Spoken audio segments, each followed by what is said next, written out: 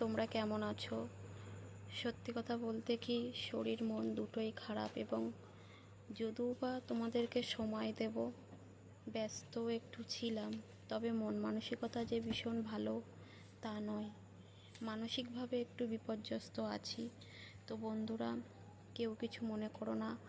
আর আমি অনেক আশা নিয়ে, স্বপ্ন নিয়ে এখানে এসেছি তোমাদের সাথে কাজ করব বলে। তো দেখো বন্ধুরা, সুযোগ পাইনি ভিডিও করার।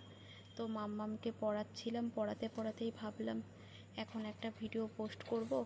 তা একটা ভিডিও বানিয়ে নিই। তো আমার মাম্মাম পড়ছে। আমার মাম্মাম ক্লাস 1-এ পড়ে, আর বেশি দিন নেই পরীক্ষা, ঠিক আছে। এবং সত্যি কথা বলতে সব দিক দিয়ে ভীষণ ব্যস্তই ছিলাম। তো যাই হোক, কাজ যখন করা শুরু করেছি, কিছু তো তোমাদেরকে দেখাতে হবে কিংবা ভিডিও পোস্ট করতে হবে। সব কিছুর একটা রুলস থাকে।